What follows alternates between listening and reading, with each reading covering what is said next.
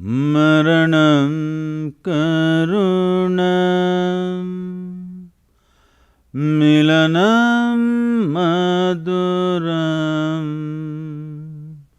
smaranam karunam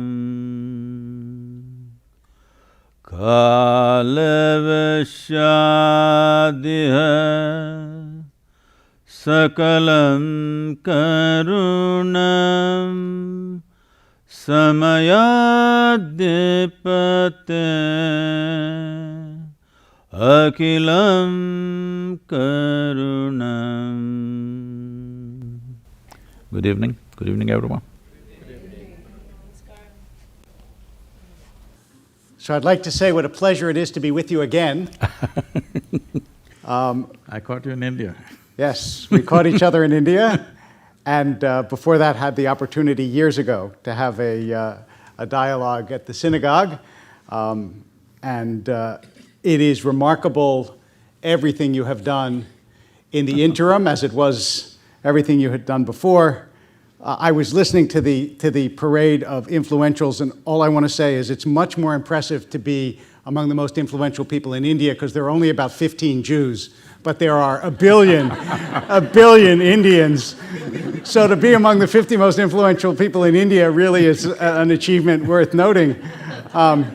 What strikes me, and the first thing that I want to ask you about before I get into specifics, is the enormous range of the things that you are both passionate about and influence, that go from, even though all the source may be internal, but they're very much about the world, about the environment, about human flourishing, about poverty, about all the, what we think of as social causes, and therefore in some sense external, but primarily, of course, your life is about the internal life. So can you tell us how it is, first, that you have such a range, and second, is there anything that you say no to?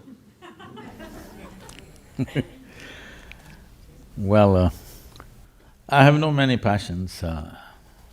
My passion is very one-pointed. My passion is for life and everything related to life. Till now, I've not done anything not related to life. So, it's very unifocus, just life. When you handle life, there are many aspects. Different people are engaged with life in different ways, so inevitably you get engaged with all that. Do I say no to anything? Time and resource makes me say no to many things. Unfortunately, I would not like to say no to anything, but time and resources make you say no to many things that you would like to do. What would you like to do? My thing is just this: we as a generation of people, in many ways or in every way, we are the most empowered generation ever. Well, just 100 years ago, with the same capabilities, like all the ladies are focusing their phones on me, if they had just this one thing 100 years ago, people would think you're superhuman, yes or no? Hello? If you had the same phone 100 years ago, you could claim that I'm a superhuman being, you could claim you're the messenger or himself, people would have believed. Because that is how empowered we are. So when there is such an empowerment, my intention is, this is our time on this planet. We must make this the best time ever, because we are empowered like no other generation before. Our survival is better organized than ever before. If we don't make this happen, I think it's a crime. Just to avoid the crime, doing whatever I can. We spoke about the fact earlier that that same empowerment is not only an empowerment for good, that the same force of technology enables people to have a tremendous destructive force.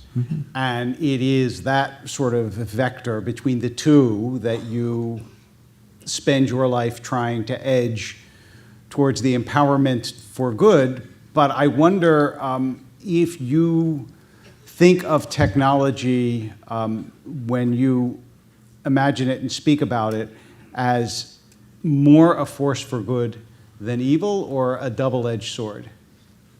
It is definitely a double-edged sword. More than saying it's a double-edged sword, it depends on in whose hands it is. It's a tremendous empowerment.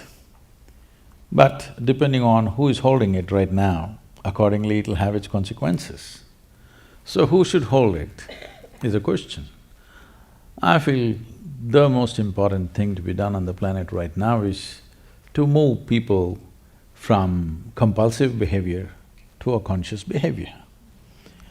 If only they were conscious, well, a whole lot of these things will just vanish tomorrow morning. It's just that they're compulsive about everything. Their thoughts, their beliefs, their emotions, their ideologies are all compulsive. Because of this compulsiveness, they will do things that you cannot imagine human beings can do to each other. So if I have the impulse to check my phone as you're saying that… You're supposed to switch it off. Yes, I'm the victim of compulsive behavior. Well, so I think that this is a wonderful place to actually start a spiritual dialogue, is the issue of compulsive behavior. Because there are compulsions that rule our everyday life in small ways. I know people that wash their hands hundreds of times a day, or check their phone. What's their profession? What's their profession? It is irrelevant what their profession is. Compulsions know of no external reasons, they just are. Or they check their phones all the time.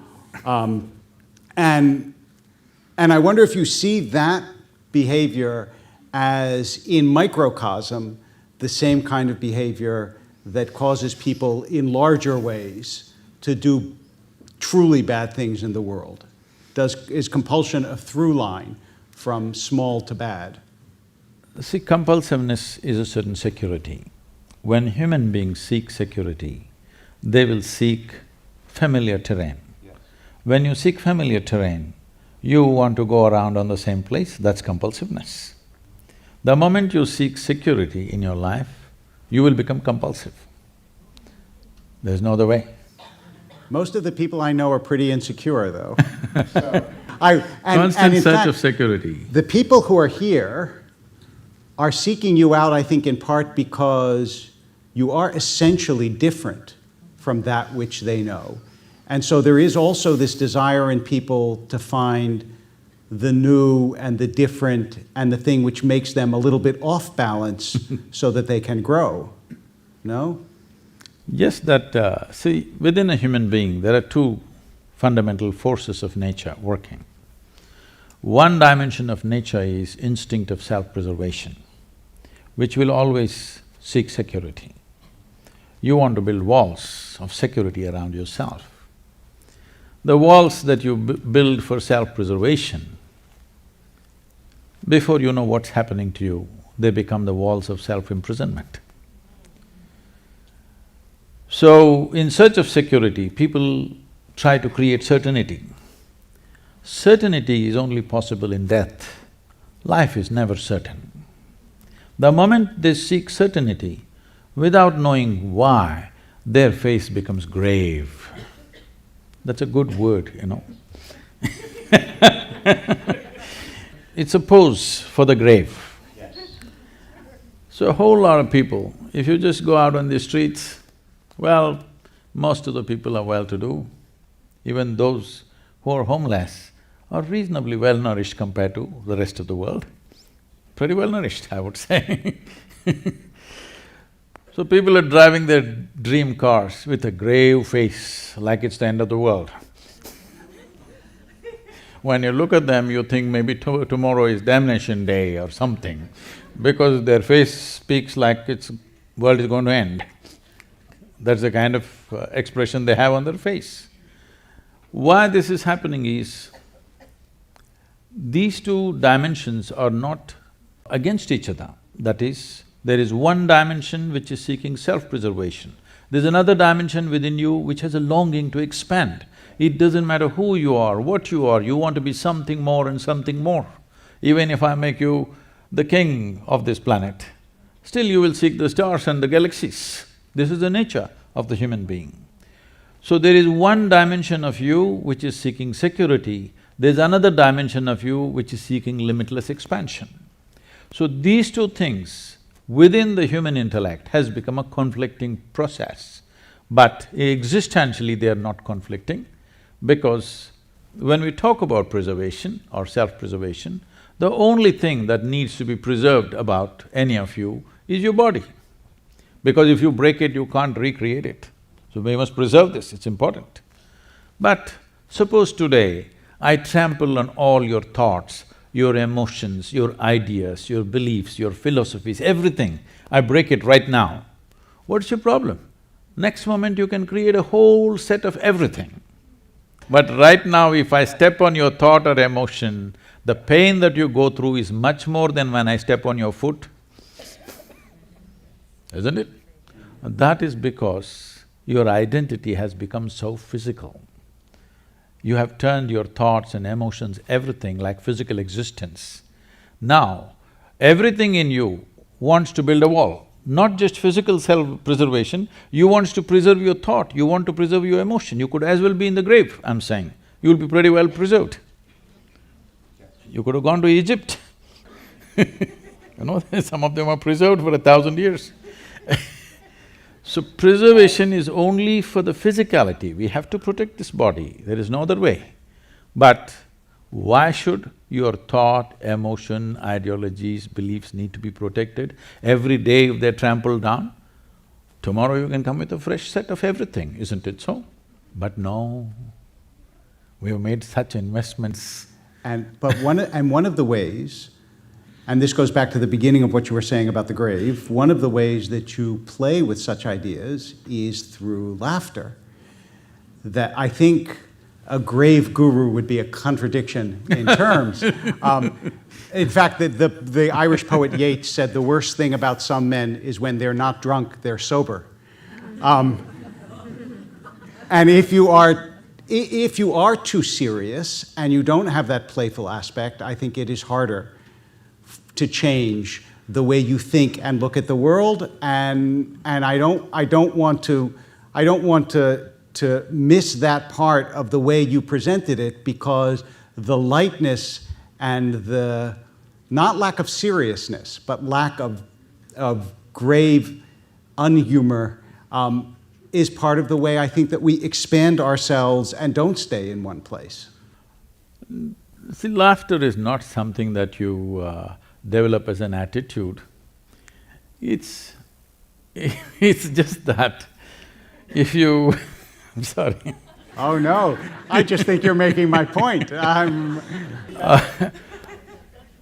It is just that if you look at life without any prejudice, you can't help laughing at it.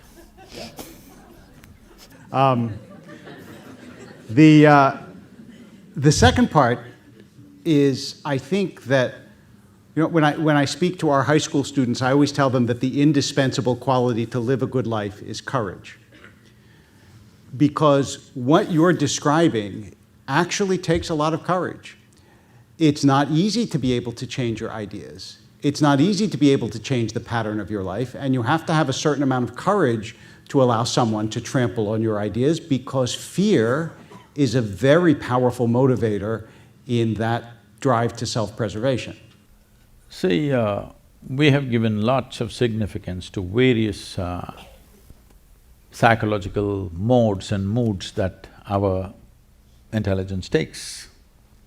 We can call it fear, we can call it courage, we can call it love, we can call it hate, but it is just different shades that your mind takes at different times.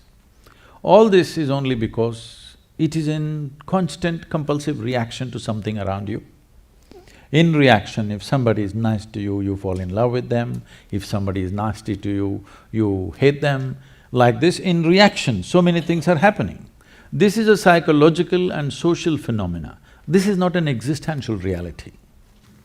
Love is not an existential No, reality. it is what's happening within you, it's your emotion. What is it? Give me an existential reality that doesn't happen within you. Well, life is. You're alive right now, this is existential. Well, it's pretty in you, though, the life, right? I mean, I don't know, the modes of life, the only thing that I have a problem with in the way you said it is you said it's just the way your mind. And it seems to me that… Let me put it that this love way. is a profound reality in people's lives, as is thought or learning or all these things that may seem transient but are in fact, I think, deeply rooted in the human experience. Let me come to that. So it's like this. If your body becomes pleasant, we call this health. You want it? Yes. Hello? Yes. If it becomes very pleasant, we call it pleasure. You want it? Yes. I got a bigger yes for that than health. If your mind becomes pleasant, we call this peace. If it becomes very pleasant, we call it joy. If your emotions become pleasant, we call it love. If it becomes very pleasant, we call it compassion. If your very life energies become pleasant, we call this blissfulness. If it becomes very pleasant, we call it ecstasy. If your surroundings become pleasant, we call this success. Only for success, only to make the surroundings pleasant, there is a challenge because you need the cooperation of all the forces which are here. But to make my body pleasant, mind pleasant, emotion pleasant and energies pleasant is 100% my business. But right now, what is entirely your business, you're trying to handle it like a social phenomena, so it looks so complicated and all the problems associated with it. But actually, you being peaceful, you being loving, you being joyful, every human experience happens from within you.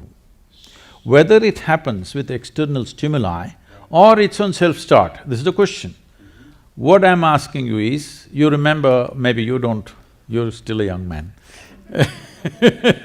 See, that was pleasant. So, if you had a car in 1950s, you would park it on the slope and in the morning you need two people to push the car. Later on in 60s, crank start, you need one more person to help you. Today everything is self-start, you have a remote which starts your car these days. Now you're driving a car which doesn't even start, it just goes. So, it's just upgradation of technology. So I'm saying, would you like your peacefulness, your joyfulness, your love, your blissfulness, your ecstasy be on self-start or push-start? This is something you have to make up your mind on. So, I'm gonna summarize back to you and you tell me if I understood what I heard. You're trying to return people's almost ownership of their own states of being to inside themselves rather than assume that they have to come from the outside or rely on the outside for them to feel the way they feel. This is part one, is that correct? I would just change one word in that question. It's not a state of being. Me being peaceful is not my state of being. Me being loving is not my state of being. Me being joyful is not my state of being. It's just my thought and emotion playing pleasantly. It's like today, the weather's great. Similarly, my inner climate is doing great right now. This is not a state of being. We must understand this. This being word is being used everywhere as if it's a quantity. People say, this being, that being. Being is not some kind of a quantity. It's like I'm speaking. This is an activity. This is in motion.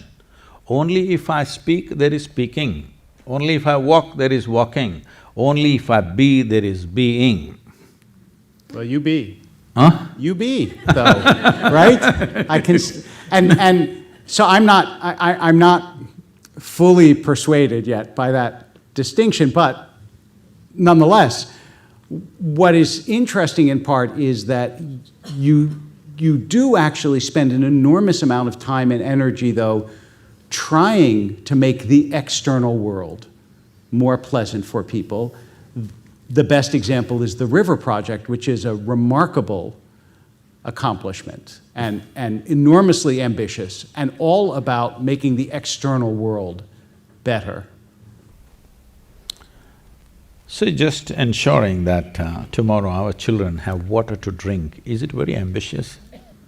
It is today. I mean, you wouldn't think so, but the scale of work that That is there. There is a scale because there is a scale of disaster unleashed by people.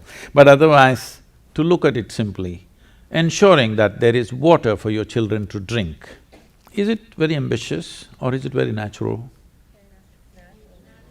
People have become so unnatural that they don't care tomorrow's generation whether they have water to drink or not.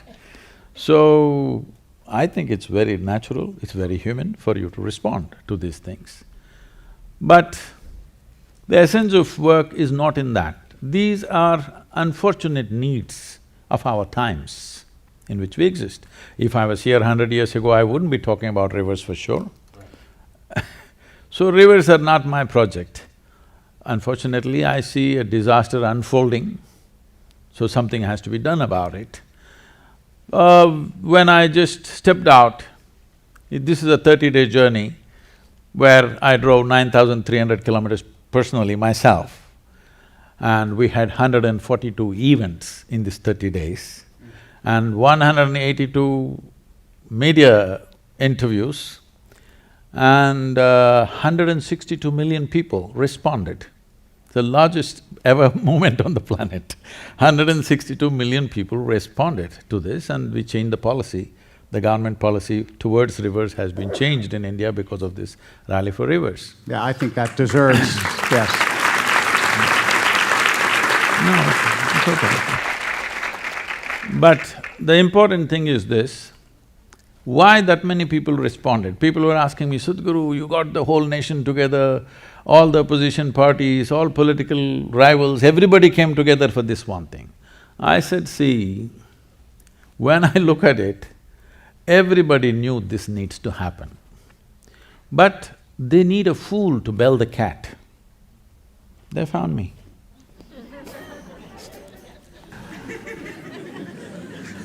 How is your message, your essential message about life and how to change your life and how to improve your life different in different places?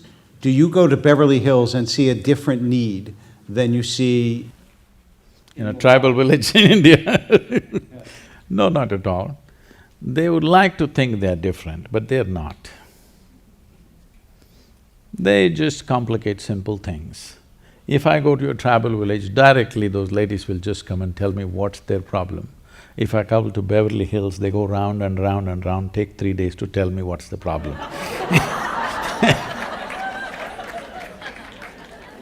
Welcome to my hood, Sadhguru.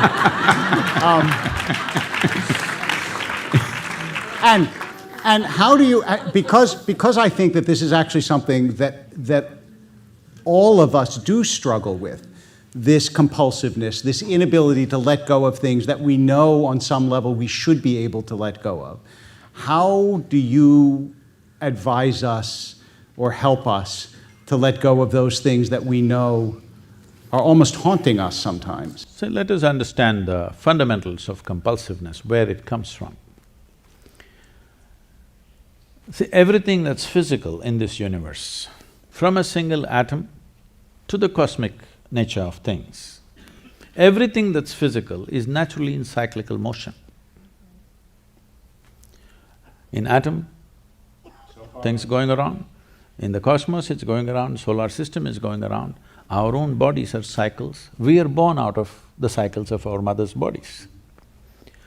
So, the moment you're identified with the physicality of who you are cyclical in nature.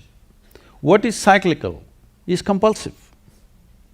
What is cyclical has taken a compulsive pattern. It has to do the same things again and again. You try as hard as you want, it will not go.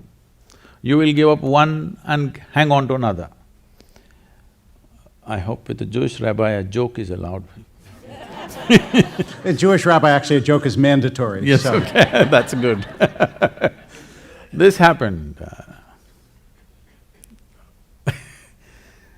It once happened that Shankaran Pillai was working in an office and his office colleague asked for a lift, a woman, a young woman. So he took her in the car and he was driving and suddenly he became like an octopus, that his limbs were all over her. So she pushed him away and said, "You fool, I thought you were a decent fellow. What are you trying to do?" He said, "I'm sorry, I gave up smoking."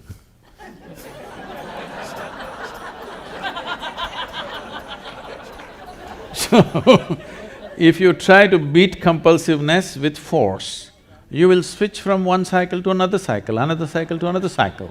It keeps happening. Fundamental thing is this, you are so strongly identified with your own physical nature, inevitably you will be cyclical, do whatever you want.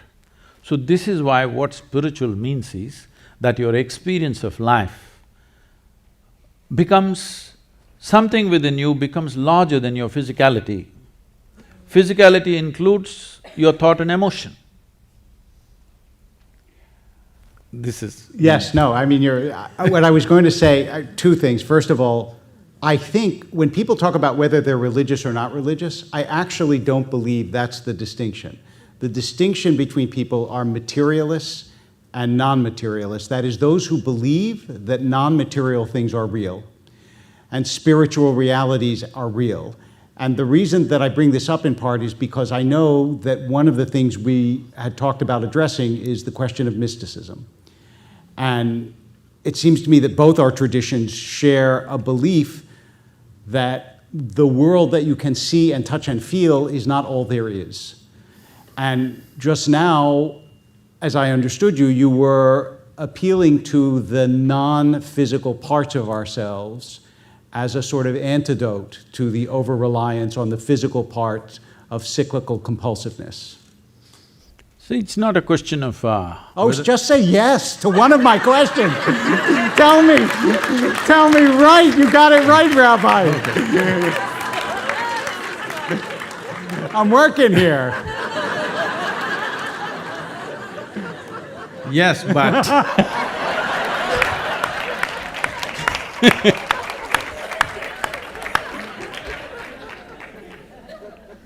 Yes, but the thing is, it's not something that we have to believe in. See, none of us were born like this as we are. We came like this, we became like this. This is just accumulation of the food that we've eaten, or it's just a piece of the planet. Most people don't get this point till you bury them. Even that in Los Angeles I feel is difficult because I heard they're being buried in a concrete vault. So even in burial, you will still not know that you're part of the earth. So this is something that you gathered. Anything that you gather, at the most you can claim is yours. You cannot claim it's me. I can say, this glass of water is my glass of water. But if I say this is me, you know that I'm a case. You know for sure. So if you say this is my body, yes, it is right now, till we bury you. But if you say this is me, you're a case. Your only comfort is everybody around you is a case.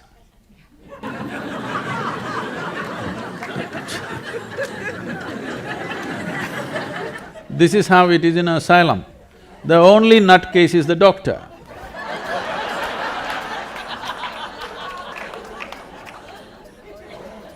How do you shift that perspective, though? How do you learn to see yourself as continuous with everyone and everything? So it's like this. I'm agreeing with that. We're good, we're good. See, this is my body, that's your body, distinctly separate, at least right now. Till both of us are buried, till then, this is my body, that's your body, very clear. This is my mind and that's your mind, very clear. But there is no such thing as my life and your life. There's no such thing. This is like, I'm sure at some stage in your life, when you were in school at least, you blew some soap bubbles, huh? So that's my bubble, this is your bubble. Poop, it goes. There is no such thing as this is my air and this is your air.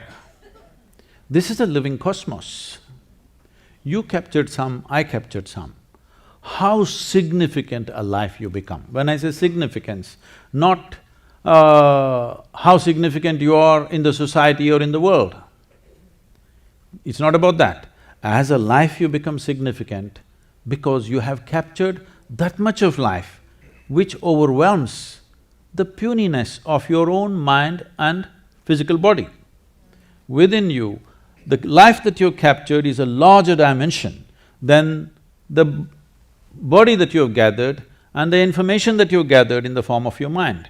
When the life that you are is bigger than your mind and your body, no teaching is needed. You're simply conscious about that, that's all. It's not that you believe that, that's a living reality for you. So my whole work is to bring people to a dimension of experience where the life that they are is larger than the mind that they are.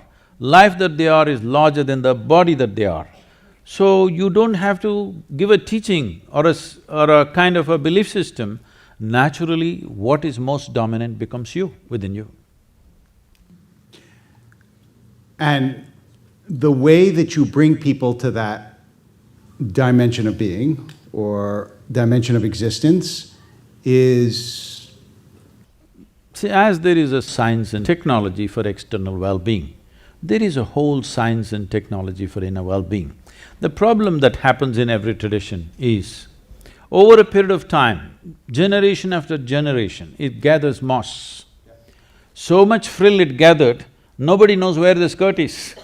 There was a French Catholic writer, Charles Piguet, who said everything begins in mysticism and ends in politics.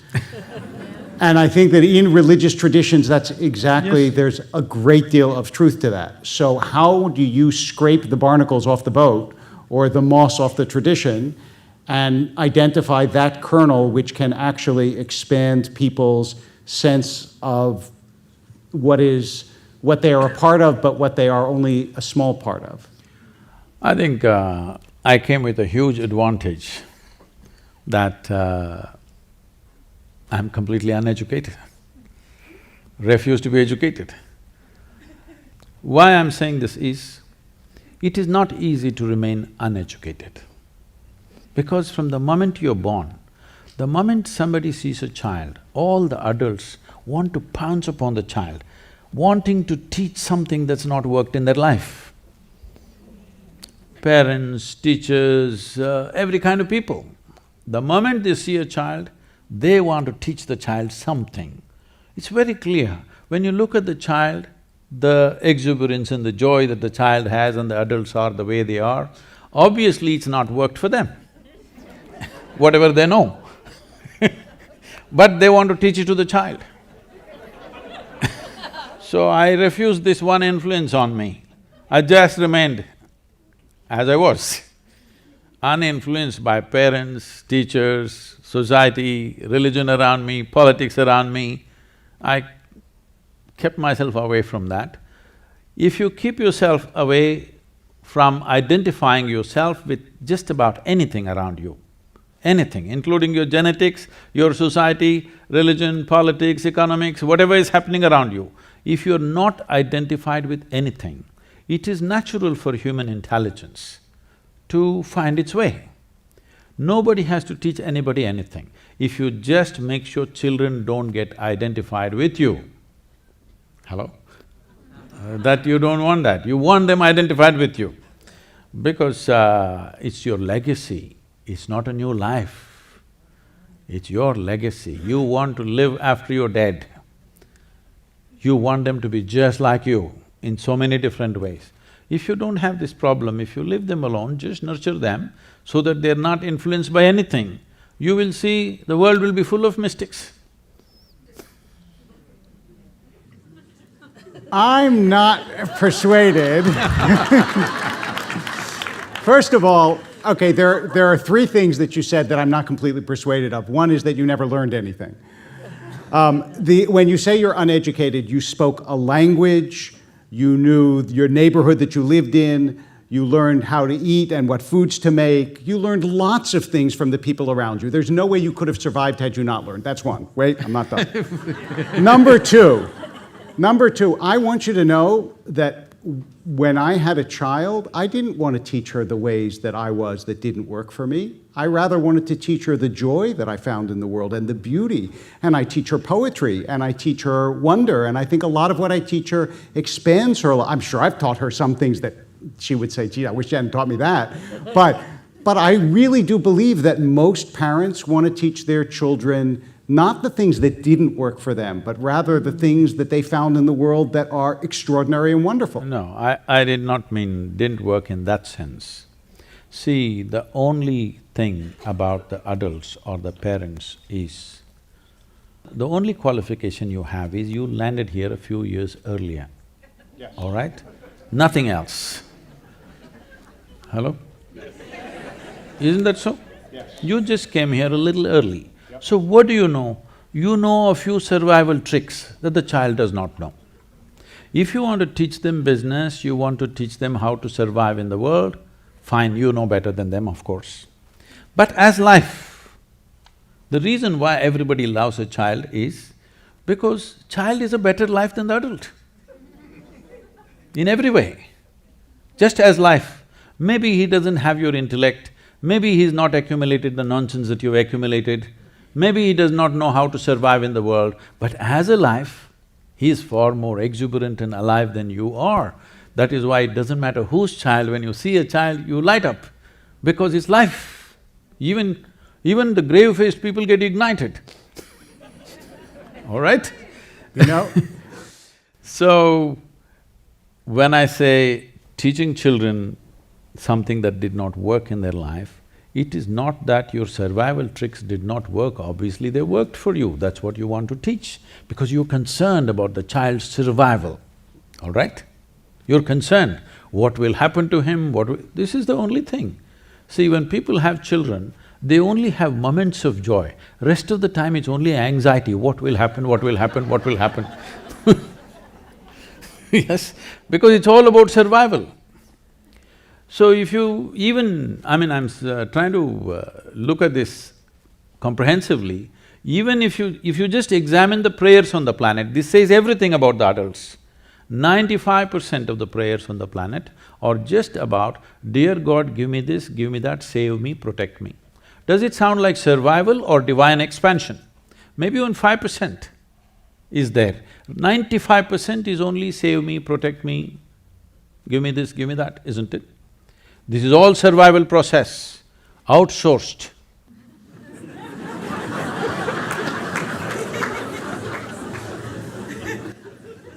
Well, yeah, I admit that you are the first person that I know who preaches a desire to uneducate people. And I understand what you're saying, that there is a pure life to a baby, but I don't believe that pure lifedness can exist in an adult the same way it does in a child. I said the same way that it does in a child. No, look, you're a man, in all seriousness, you're a man who has political savvy, you've written books, you travel and speak. There is a certain sophistication to your lack of sophistication that I think is quite right.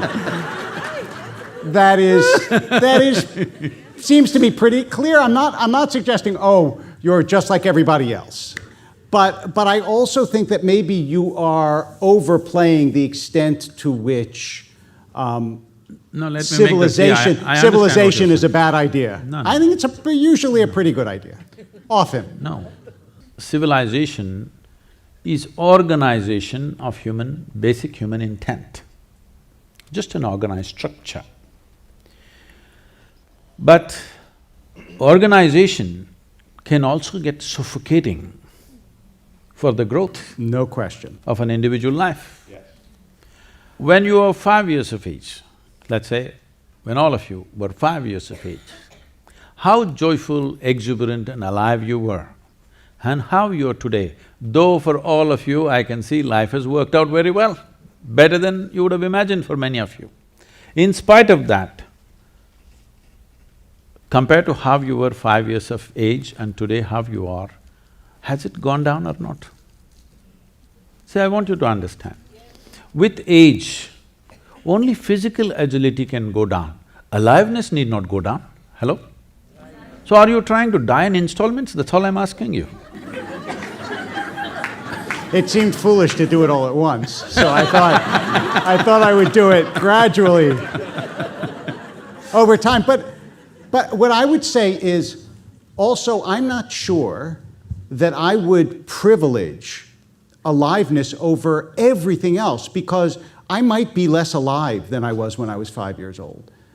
But I wouldn't go back to being 5, because I have so much now that I did not have as a 5-year-old, and some of it, like sad memories, ways in which I've hurt other people, ways in which I've hurt myself, some of it is stuff that may diminish my life, but I also think has made me wiser, broader, more empathetic, more sympathetic, deeper, all of those things. So I don't see this as a one-way street. See, essentially, you are trying to, prescribe some amount of suffering for everybody so that they become wiser. No, I'm saying that a certain amount of suffering is inevitable, and once it happens to you, I'm not sure, you wouldn't choose it, but I'm not sure that once it happens, when you look back on it, you would say, it didn't actually allow me, in some ways, to deepen myself. I don't think that that's unfamiliar to your religious tradition. It certainly isn't to mine. No, I was just about to clarify that.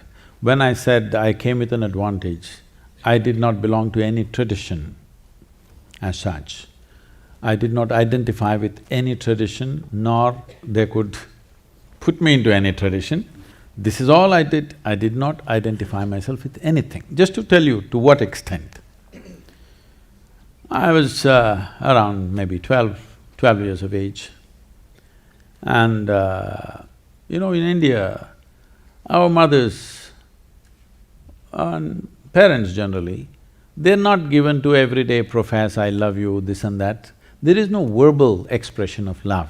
They live for us. We know the question of whether they love us or not doesn't arise because their lives are about us. So, it never occurs whether they love us, don't love us, such things don't even exist. It is just their lives are dedicated to us, so we know they live for us. So, when I'm around 12 years of age, some tender moment and not exactly I love you, but in some way she expressed her affections towards me. I'm in that mode at that time, struggling, that I made sure that I don't belong anywhere, but at the same time I'm extremely involved with everything. So I just asked… it was a natural question for me. I asked her, suppose I was born in the next house, would you still feel this way about me? She just teared up. I didn't know what I said wrong. I thought I just asked a question. But somehow she just teared up and went away. And after 10 minutes she came back and she did something very strange. She came and touched my feet and she was all in tears. I didn't know what to say. I said, what did I do wrong? I just asked a question. But when I look back later on, when things changed within myself, I saw that she saw the point, she got it in such a profound way, because it is true that her affections are simply because I am her son, not as a life, not as just another being. If I was somebody else, she wouldn't feel the same way. When she realized that, she just kind of, an expansion is also cracking up, The eggshell has to crack for something new to come out. So, I just kept… See, if your intelligence is not aligned or associated or identified with anything, it is natural for human intelligence to seek relentlessly. Seeking relentlessly means without any purpose. See, the difference between… because you mentioned the word mysticism, the difference between mysticism and other ways of doing things is, everybody is trying to find something. A scientist is trying to find something. Somebody who's walking the street right now is trying to find something of their own needs. Every human being, every animal is trying to find something, maybe food, maybe shelter, maybe whatever. So if you have a torchlight, if you have a… what do you call this? Flashlight. If you have a flashlight, you have focused light, you're trying to find something. You only see this person or this person or this person. What mysticism means is, you blew your flashlight, it became a flare. You saw everything the way it is. And after that, you are never the same again.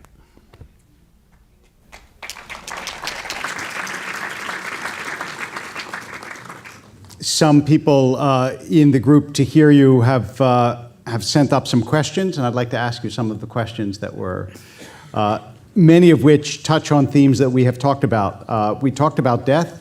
Do you believe… I know you don't like the word… I do, I will die. That there is an afterlife? Oh, okay. I thought you were going to ask me whether I will die or not. I will. Not, God willing, for a long time.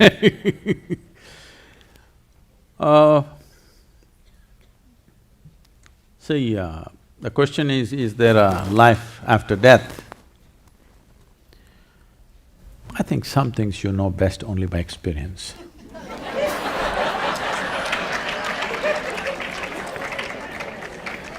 But we've already gone through this.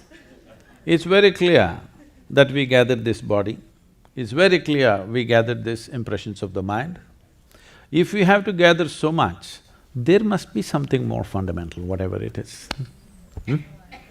Something must be more fundamental than physical body and the mental structure. So, essentially, the question that you're asking is not about what happens after death. The question that you're asking is, what is the nature of my existence? Is it not very important that you should know this here, now, when you're alive? So if I tell you, yes, there is life after death, if it is comfortable for you, you believe me, or you will disbelieve me. If you believe me, you will not get any closer to truth. If you disbelieve me, you will not get any closer to truth. All you will have is, you will have a fancy story to tell. Sometimes pleasant story if you believe, if you disbelieve, a nasty story about me. But nothing about your experience of life will change, isn't it? You can believe what I say, you can disbelieve what I say. So I will never put anybody into that obscenity that they have to believe me or disbelieve me. All I'm doing is, where your experience is, stretching it to the next level of experience. Once you taste the next level, I am 100% guaranteed you will want to taste the next and the next and the next. I have no this thing about it. Today, millions of people are following without promise of something elsewhere, no promise of anything. All I'm saying is, see, generally you can gather people if you create an enemy. If I say all your troubles is because of these people, then I can gather all these people. But this entire thing is about, there is only one problem in your life, that's yourself. In spite of that, people have gathered. Hats off to the people, because that much sense has dawned on the planet. And if you had that child before you, and you could give them advice for life before they've been educated out of it, what would you tell them? I think the best thing is, I tell you how I raised my own girl. So, when she started traveling with me when she was 3.5 months old, me and her, just two of us driving a car and traveling across the country with a little baby bundled up and one hand on the thing and my right leg is always heavy. In India, we have no speed limits, we are a free nation. So, this freedom is extended, people drive on both sides of the street and whichever way, they're testing my mystical powers. Some of them are busy testing their horoscopes. You know, somebody has told them you will live to be 80, the guy is testing it out today on the street, whether it works or not. All these things. So, I'm constantly in new homes and, you know, with various families, wherever I go, I'm crisscrossing India at that time, driving an average of 125 to 150,000 kilometers per year. This is the time I'm building Isha Foundation across the country. So, this girl grew up like this, largely in the car, in many homes. So then I saw adults were so interested in teaching her something. If the child… they see the child, A, B, C, 1, 2, 3, Mary had a little lamb, they will start. I said, nobody will teach her anything. No ABC, no 1, 2, 3, no Mary had a little lamb. Then they said, this girl won't even know how many fingers she has. I said, I don't care whether she knows how many fingers she has or not, as long as she knows how to use them. She thinks this is a million, what's my problem? She knows how to use them.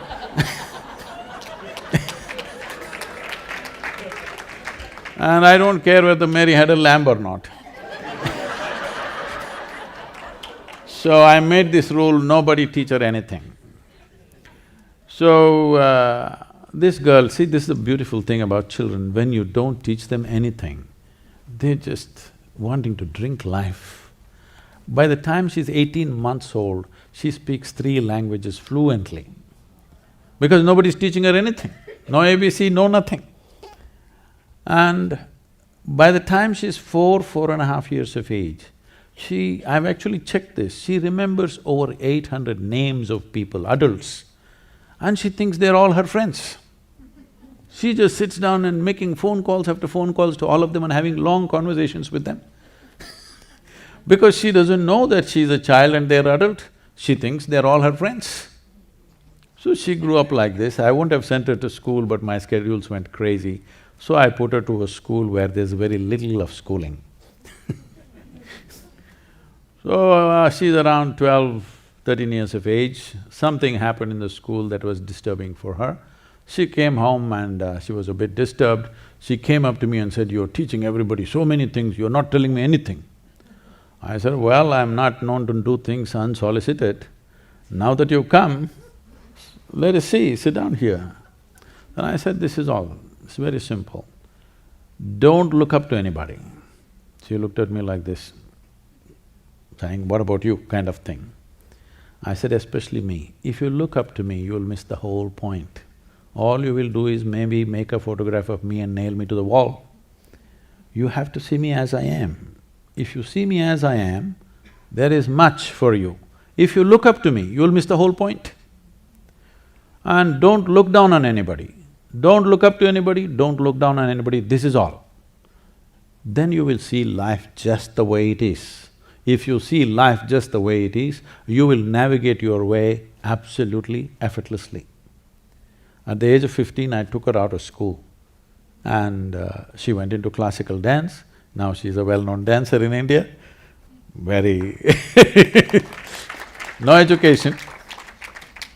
That's a time when, you know, all her friends in school, somebody is going to Harvard, somebody is going to Stanford, all this. She said, I want to do law in Harvard. I said, see, just don't go by this, I'll take you around a journey. So I traveled, I took her to Oxford, Cambridge, Harvard, MIT, West Virginia University, Stanford University. I said, see, this is what you got.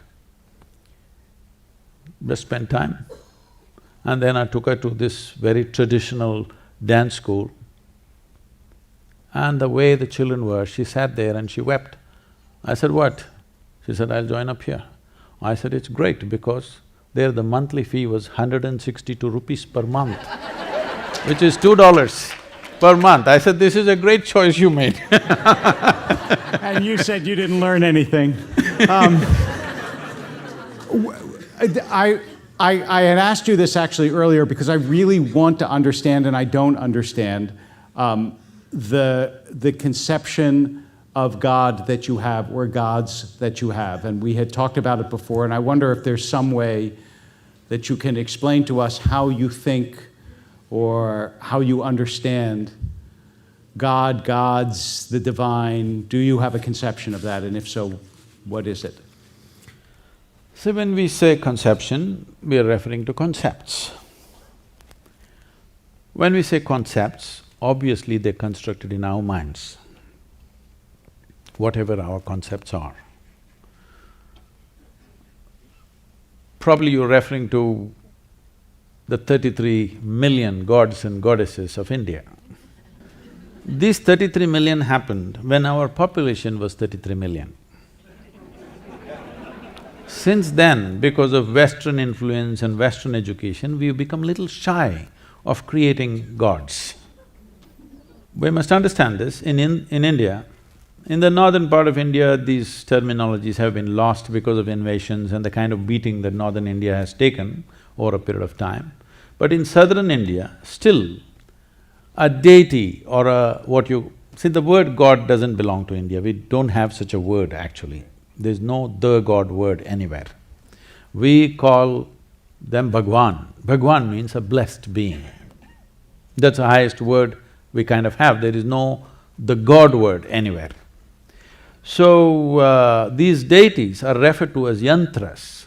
The word yantra literally translates into a machine or an instrument. So these are instruments to access different dimensions of life. See, we as human beings, we are who we are today in this world. One thing that's really worked for us is the tools that we created, isn't it?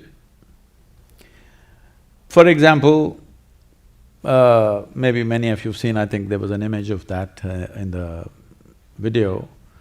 There is Dhyana Linga, which is called a temple. It's called a yogic temple or a multi-religious temple. When I'm speaking, if I refer to the Dhyana Linga as a tool, some devotees get very hurt. Sadhguru, don't call it a tool, it's more than our life. I say, that's fine. If you think I'm offending you by calling Dhyana Linga a tool, you do one thing, you come to the yoga center, I'll give you plumbing job, 3 days. You do it, I won't give you any tools. Just with your bare hands, you can use your teeth. In 3 days' time, all your nails will be gone, some of your teeth will be gone. Then if I give you a spanner, will you worship it or no? Hello? Yes. It's the tools. It is the tools. Right now, I'm speaking here, it is the instrument called microphone which is really speaking to you. Otherwise, if I spoke here, these 10 people would hear, the people behind would poke them and what did he say, what did he say? They would say whatever the hell they wanted to the person behind. This is how it happened in ancient times. Because only these 10-15 people heard. See, today microphone. Why? Because we can speak. To enhance speech, we got microphone. That is not good enough, we made a telephone. We have vision, so we made a microscope, we made a telescope. Because we can walk, we made a bicycle, we made a car, we made an airplane, we made all kinds of things. If you were made like a tree, rooted to one place, would you have thought of a bicycle, I'm asking? No. Because every instrument or every machine that we have created is only an extension of our existing faculties. We have not created anything absolutely new. Everything is just an extension of our existing faculties.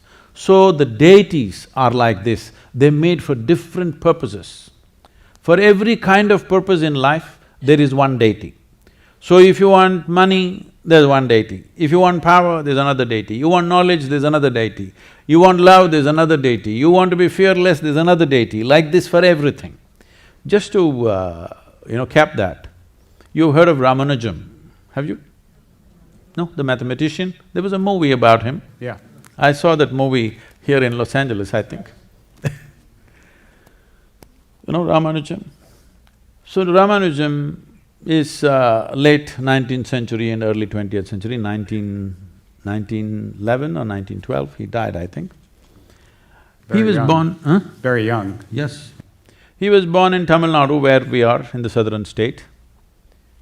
He started pouring out mathematics. He's a devotee of a particular female deity. And he started pouring out books and books of mathematics, no training of any kind. So some English professor identified this and sent him to England, Oxford, right? I think so. So he just poured out mathematics. To what extent means, in 1910, he wrote mathematics or the mathematical structures for black holes, describing black holes, when there was no concept of black hole in the scientific community. See, in science, first the concept, then the theory, then the math. But he wrote the math when there was no theory, when there was no concept, he just wrote the math. He was dying of tuberculosis. He sat on his deathbed and simply poured out bookfuls of mathematics. People asked, where is this coming from? He said, my Devi, my goddess, bleeds mathematics. These are his words. Because he is using that deity to open up a window to the existence. I am a living example of that. Just opening up a window and suddenly everybody thinks you know everything, you don't know a damn thing. You just opened a window and you looked out and you're just talking whatever you see there. So these deities came up like this to serve different purposes of human life. Different energy forms were created. There is a whole science of consecration. It's a very powerful science. You must come and experience. There is one here at the Tennessee Center. If you come to India, it will just blast you in the face, you don't have to believe anything. It is not by belief. Just the very energy there is like that because these are consecrated spaces created for specific purposes. To teach yoga, we consecrate one way, to make other experiences happen. This dhyana linga means it's a meditative form. Without any instruction, people will become meditative. No instruction, no previous experience. They come and sit down thinking they will sit for 5 minutes, they will simply sit for an hour, 2 hours. Recently somebody came, just before I came here, in the month of March. One man came from Himalayas, he just sat down in the temple in the morning, when 6 o'clock when the temple opens, evening 8 o'clock, he was still sitting there. He just didn't move. So people got scared, he may leave his body. They came to me, Sadhguru, this man has not opened his eyes since morning, he just sat there over 12 hours, he's not moved an inch, he's simply sitting there. Then I knew who it is, I said, don't bother, just go and whisper to him, Sadhguru will see you tomorrow morning, he'll wake up. So because the energy itself is meditative, you don't have to know anything, it makes you like that. So this is a science that was explored profoundly and we created forms. You won't believe, there are tribes of thieves. You know, you've heard of the Pindaris and others in India, who are bandit tribes. They have their own gods and goddesses. Before they go on their thievery, they have their gods who will assist them in that. They created that kind of energy for themselves. This is like creating any other instrument. You have a science and technology, you can make wonderful life-saving instruments out of it, or you can make a gun out of it, you can make anything out of it, you could have made anything out of it. So people made various deities for different purposes in their life. But this thing about this is the god never existed in the country or in that culture. This is why this is one culture which constantly taught people that your life is your karma. You've heard of that word, that's become an English word now. Karma means your action. Physical action, mental action, emotional action and energy action. These 4 dimensions of activity you're constantly performing. Over 99% of it is unconscious. See, from the moment you got up today morning till this moment, these 4 dimensions of activity, your physical activity, your mental activity, your emotional and energy activity, how much percentage of it are you performing consciously? Believe me, it's way below 1%. When 99% is unconscious, life will be accidental. When life is accidental, anxiety is natural. When anxiety becomes your way of existence, now fear is the key, you'll just about believe anything. You're ready to believe anything. You're just trying to hold on to something that gives you some comfort, some solace, something to make you feel like you're standing safe. So, all these people are going to go home tonight. What is it that they most either should take away or can do differently even before they get to visit you in Tennessee, that you think is the indispensable piece of what you have to say to them, at least as a beginning lesson for those who aren't further along the path? There are two aspects to everything that I do. One is there is a spiritual dimension which can be transmitted in many different ways. There is a mystical dimension. Mysticism has no purpose. Mysticism is just pure exploration. It has no purpose. But this is the nature of human intelligence. Even if there's no purpose, this intelligence wants to know. This is the nature of human intelligence.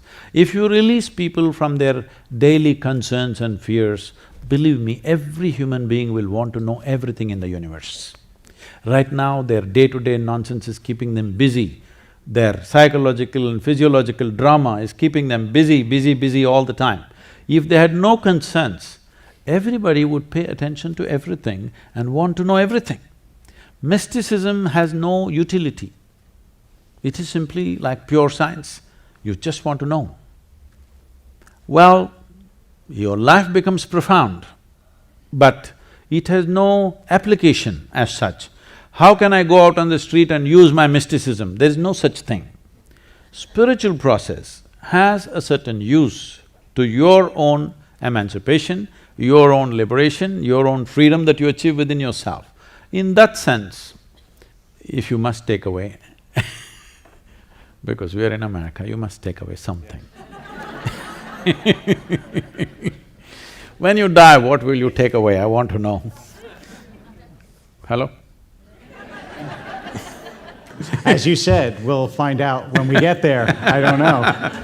So, if you must take away, tonight before you go to bed, spend at least 12–15 minutes reminding yourself, you're neither this body nor this mind. Just lie down and just remind yourself, this body is not really you. Do you know, if you live for about 60 years, on an average, most human beings are eating anywhere between 1100 to 1400 tons of food. So that means even what you think is my body is not this, it's changing every day. New input is happening and old things are going away. So 1400 tons, you don't carry that much of weight right now. So obviously, what you have as a body right now is just a transient amount of food and soil, isn't it? Hello? So what you think is mine also is not it is just all the time changing. So at least try this much. What is my body is not me. What I think is my mind is not me. It is mine right now for use, but it's not really me. Just, if you're not able to do it, just link it to your breath. Inhalation, I'm not the body. Exhalation, I'm not even the mind. Just lie down for 12 minutes and do it, till the last moment, till you fall asleep. This is something you must notice. Most human beings, when I say most, I'm very generous with the percentage, 99%. 99% of the human beings never notice that moment when they're slipping from wakefulness to sleep. They will simply go off like that. If they're alert, they cannot sleep. But there is a way to sleep in an alert manner. If you sleep like that, one thing that'll happen to you is, your sleep quota, if you're sleeping for 8 hours, it'll simply drop to 3 to 4 hours just straight away. In synagogue, I sometimes see people sleeping in an alert manner, actually. It's not… No, that's not uncommon. No. That comes with practice. No, that moment when you're passing from wakefulness to sleep, if you can still be conscious, that I am not the body and I am not the mind, believe me, something remarkable will happen. I wanna acknowledge that it is my impulse, and you said this is America, so we have to have a takeaway. It is my impulse to ask you always what to do, and it is your way to talk not so much about the doing as it is about the larger perspective that you're trying to get to. But it's hard sometimes for us to get there without something that we are comfortably concrete. See, what are the instruments to be? That's what people are asking. There is a difference between being and doing. Doing is related to our body or our thought process or our emotion, or maybe even energetically you can do certain things. But being is not connected to any of these things because all these things you accumulate from outside. So a dimension which is not physical in nature, you don't do anything with it, there's nothing to do with it. It is just that if you… in your awareness, in your consciousness, if what is you and what is not you, there is a little space between you and your body, between you and your mind. If a little space arises, suddenly this is the end of suffering in your life. Because you know only two kinds of suffering, physical suffering and mental suffering. Do you know any other kind of suffering? Hello? Even if you're an expert in the field, still you don't know any other kind of suffering, isn't it? Physical and mental. Once there's a little space between you and the body and you and the mind, this is the end of suffering. Only when there is no fear of suffering will you naturally want to walk full stride, wanting to know every dimension of life. When there is fear of suffering, you walk half steps. You only want to do what is safe. And there is nothing safe in this world except dying. Life, anything can happen. And on that beautiful note, we want to thank our guest, Sadhguru.